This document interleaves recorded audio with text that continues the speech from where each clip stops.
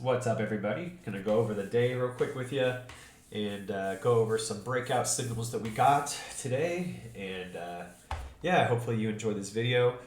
We're gonna be doing this more often, so let's get right into it. So today we had IMPP on watch, and we had our support and resistance lines lined up, as you can see here. I'll just start over from the very beginning. So coming into today, we had yesterday's highs plotted. We had yesterday's close price plotted as well. And we also had the high from this day over here plotted. So here's the lines that we'll be playing off of. And it was a very basic call. So heading into the morning, this is what we saw on our charts. 5-minute chart here, daily chart up here, 1 hour, and the 15-minute chart. So as you can see, we have a nice pop pre-market, making our pre-market high up here at 58. And the stock pulled back here to the 9 EMA VWAP, which is a strategy that we're going to be going over in the future, which is the first pullback to the 9 VWAP for a bounce. We got the looks like we got a nice little pop there, nothing crazy. But yeah, so heading into the morning, we noticed that our highs from the other day, last week Friday, the stock was pulling back right into that level. So we noticed that, and we saw that also that on the hourly chart, you can see here how the 9 EMA is trending. So meaning that every time the stock pulls back to the 9 EMA, you can see it right here, it bounces. So it's trending very well in the hourly chart. Here it looks like it lost it for a little bit, so it pulled back below it, and then it reclaimed it, popped back up, and then actually lost it again, but then you can see that it continued to hold.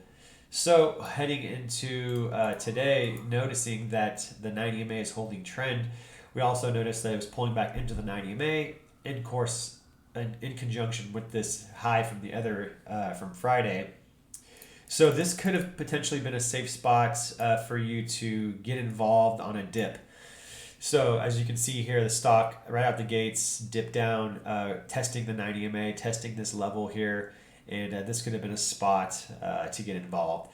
You can see that we have our high plotted from Friday, and then we also have the closing price, which is also another support level. So you could have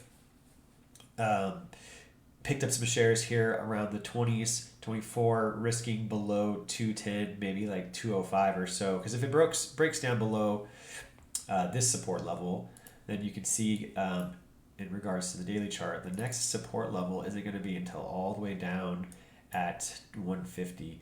So it's safe to say that if this level breaks, these levels break here, then it's probably going to go down to the next support level below.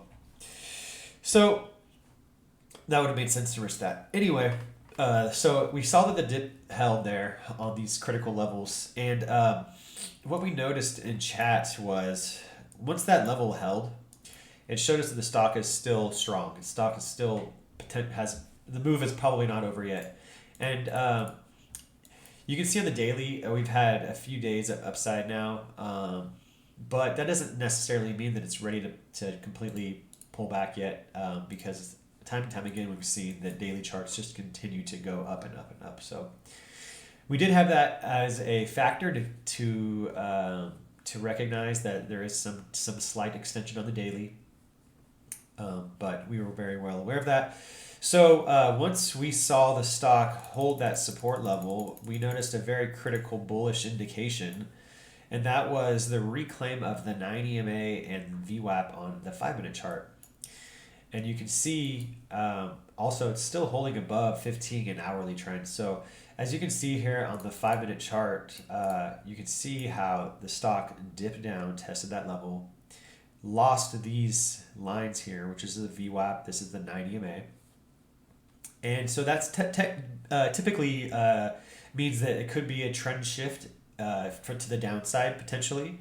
You can see that after it lost VWAP here, it was stuck underneath it and continued to kind of go lower kind of chopped around here.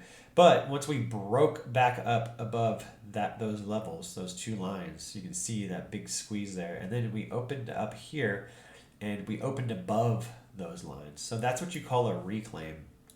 And reclaims are very bullish indications the stock is going to go higher. So once we saw that, we wanted to capitalize on that, and we noticed that the next resistance level isn't all the way up until these 340s here, which was the high of 128. So technically, there's no resistance until way up till 340s. So the risk reward definitely made sense. We also have a spot here through 250 that of course that also lines up with high a day, and then above 250 we have the pre-market highs. So these are all levels that have broken.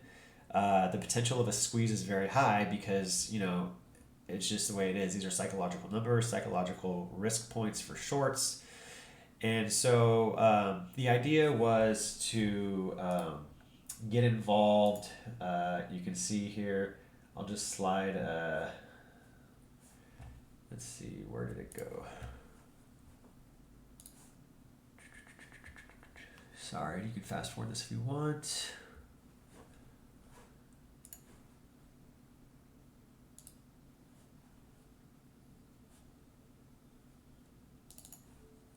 So here's what I posted in chat at 7 o'clock.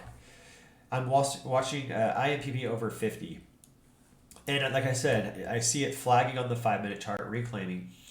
We have room all the way until 340s. So all of it made sense. And so the break of 250, and I was thinking that if we broke 250, we should immediately break pre-market highs. And then it should squeeze at least testing 3. 3 was my target because it's just a spot that I figured it at least should go. Ultimate target would have been 340s, but anyway, so once we broke that 250, you can see a big squeeze. Also, there was a surge in volume. I don't have volume up right now. But we had the 250s on about the low of that 5-minute candle was 240, so that was a good spot to risk from, I believe. And once we broke 250, we immediately got a 2R squeeze into the 70s, and that would have been a day maker for a lot of people. You're basically doubling the amount of money you risked on that trade. We did end up testing 280, which is 3R right there, and that's that at that point it would have been a good idea to scale out and start selling because you're making a lot more than what you're risking risk reward wise. So that was the trade for today. That was the only signal that I really liked today. And once again, we practice patience and we practice discipline and only doing setups that we have back tested and show that the results that have good edge to them. And so that was a really good setup, and it was put out in chat well in advance for you guys. And yeah, I know a couple guys in chat got it as well. So, but even in this slower, boring market, there's still spots to get involved. You're not going to have 5-6 breakout signals each day like we're used to. But waiting around all day or waiting around all morning just for that one trade was definitely worth it for me. So yeah, guys, that was it. That's the video. If you have any questions or comments or anything like that, go ahead and leave them below and I'll get back to them. You can reach out to me through Twitter if you want. I'll put my handle in the description. And if you have any questions, once again, leave them in chat. Feel free to join our chat room. It's absolutely free. And yeah, I hope to see you guys in the next one. And have a great rest of your day.